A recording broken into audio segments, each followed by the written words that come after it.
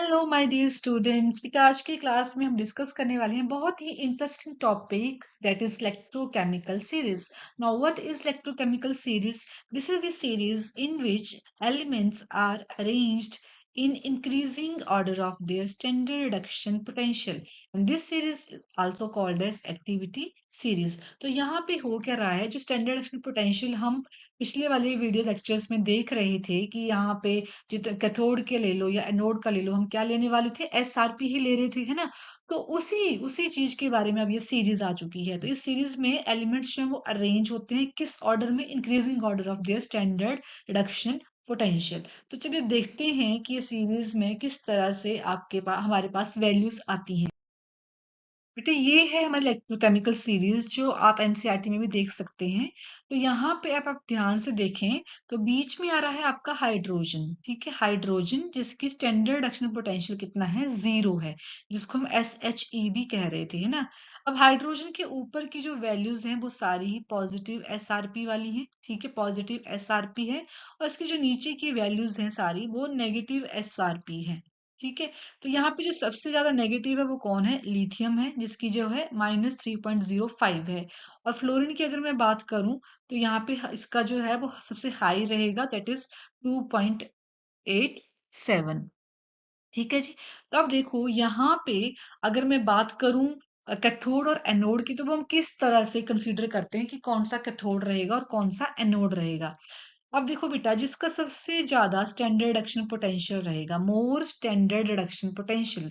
For example अगर मैं यहाँ पे फ्लोरीन को ही ले लूं तो ठीक है, तो फ्लोरीन का जो है सबसे हाईएस्ट रिडक्शन पोटेंशियल है। तो ये एक स्ट्रॉन्ग ऑक्सीडाइजिंग एजेंट होगा। क्या होगा? ये स्ट्रॉन्ग ऑक्सीडाइजिंग एजेंट होगा। अब स्ट्रॉन्ग ऑक्सीडाइजिंग एजेंट्स कौन होते हैं? वो होते हैं जिनकी स्ट्रॉन्ग टेंडेंसी होती है रिड्यूस होने की। मतलब कि खुद वो क्या हो जाते हैं? रिड्यूस हो जाते हैं। ठीक है जी। ऑक्सीडाइजिंग एजेंट क्या होते हैं? वो एज अ एजेंट काम करते हैं, एज अ एजेंट काम करते हैं। और जो ऑक्सीडाइजिंग एजेंट होते हैं वो दूसरे को क्या कर देते हैं? किसी दूसरे को क्या कर देते हैं बेटा? वो दूसरे को कर देंगे वो ऑक्सीडाइज।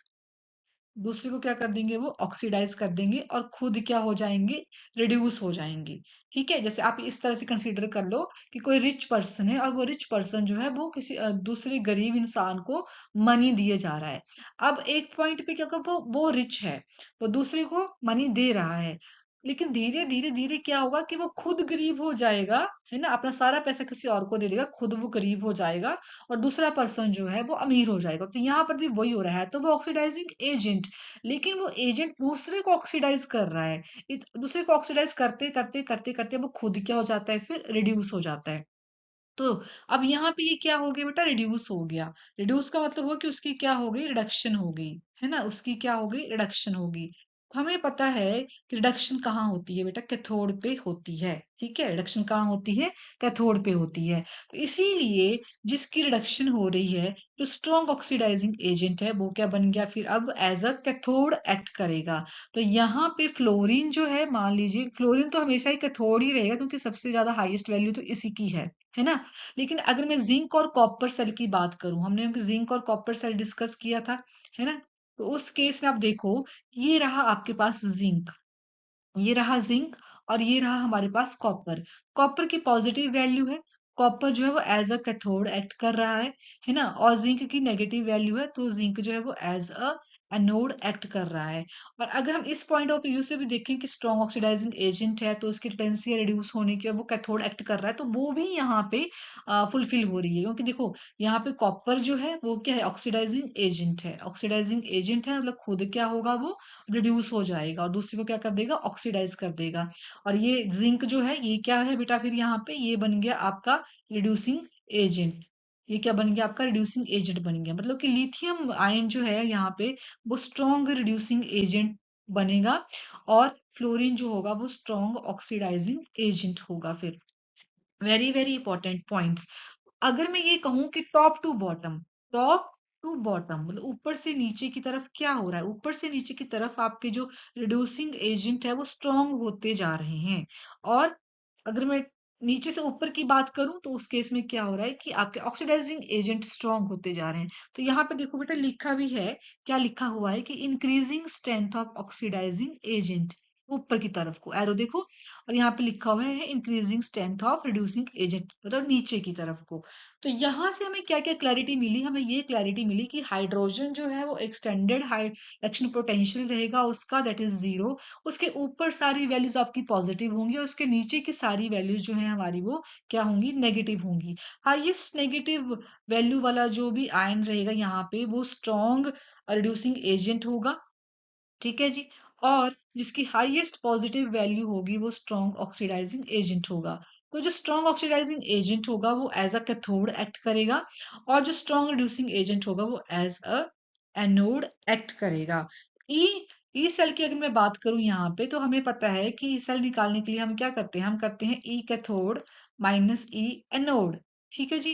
तो यहाँ पर भी आप देखो तो हमेशा आपकी वैल्यू जो है इस फॉर्मूले से हमेशा क्या आती है, पॉजिटिव ही आती है। अगर ई सेल की वैल्यू जो है वो हमेशा 0 से ग्रेटर देन आ रही है, मतलब पॉजिटिव आ रही है, तो आपकी रिएक्शन जो है वो स्पॉन्टेनियस रिएक्शन है ना। हमें तो स्पॉन्टेनियस रिएक्शन ही चाहिए। तो यहाँ पर इस इंक्रीजिंग ऑर्डर से, जब तक केमिकल सीरीज की इंक्रीजिंग ऑर्डर था, यहाँ से ये भी क्लैरिटी मिली हमें कि आपकी जो रिएक्शंस होती हैं वो क्या होती है, स्पॉन्टेनियस होती हैं। या फिर आप ये बोल लो कि to find the spontaneity of the cell हम इसको यूज करते हैं।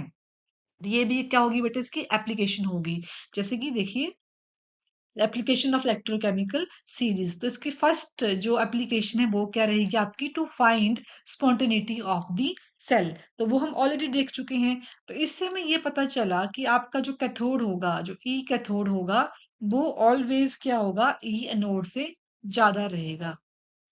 क्या होगा, ई एनोड से ज्यादा रहेगा, ठीक है। एसआरबी के बेसिस पे भी देख लो, अगर हम स्टैंडर्ड एक्शन पोटेंशियल की वैल्यूज भी देख रहे हैं तो उसके अकॉर्डिंग भी हमारा यही रहने वाला है कि ई कैथोड जो है वो हमेशा ई एनोड से बड़ा रहेगा। और उसी रीजन की वजह से जो ई सेल की वैल्यू होंगी वो भी हमेशा ग्रेटर देन 0 रहेंगी। अगर वो ग्रेटर देन 0 है तो मतलब कि वो क्या है बेटा, पॉजिटिव वैल्यूज हैं। अगर वो पॉजिटिव वैल्यूज हैं तो आपका जो रिएक्शन है वो क्या है, स्पॉन्टेनियस रिएक्शन रहेगी। तो आप इन पॉइंट को यहाँ पे नोट कर सकते हैं। ट्रिक देखिए, ये है हमारे पास सारे एलिमेंट्स, ठीक है, लिथियम पोटेशियम सारे जितने भी हमने सीरीज में देखे वो सारे एलिमेंट्स हैं यहाँ पे। तो इनको लर्न करने का ट्रिक देखो, लिख, ठीक है, लिख, यहाँ देखो ना, एल आई से ली, क से ख, है ना, लिख, बात, काना, ठीक है, मंगल, एम जी और एल, मंगल होगा, ठीक है, झनकार, फिर सीढ़ी कोई नहीं सुनेगा, पंजाबी है कोई, कोई, ठीक है, कोई, फिर हिंदू आएगा। इस तरह से आप इस सीरीज को लर्न कर सकते हैं। लिथियम, यहाँ पे जो सीरीज दी है वो नीचे से ऊपर की तरफ को देख के रखी है। जैसे लिथियम है ना, लिथियम सबसे नीचे आ रहा था, नीचे से ऊपर की तरफ को लर्न करने को यहाँ पे जो ट्रिक दे के रखा है वो नीचे से ऊपर की तरफ का दिया हुआ है आपको, ठीक है। इस ट्रिक को आप लर्न कर लीजिए, और इस ट्रिक की हेल्प से आप जैसे न्यूमेरिकल या आपके जो भी एमसीक्यू क्वेश्चन आ सकते हैं कि कौन किसको डिस्प्लेस कर सकता है, उस तरह के क्वेश्चंस आप इस सीरीज की हेल्प से इजीली लर्न कर सकते हैं। तो आप इसका स्क्रीनशॉट ले लीजिए, आप अपने अकॉर्डिंगली इसके नोट्स बना सकते हैं। जैसे भी आपको इसको ऐसे नीचे की तरफ को लिखना है सारा, वैसे भी लिख सकते हो, या फिर जैसे यहाँ पे दिया गया है आप वैसे भी अपनी नोटबुक पे लिख सकते हैं। सो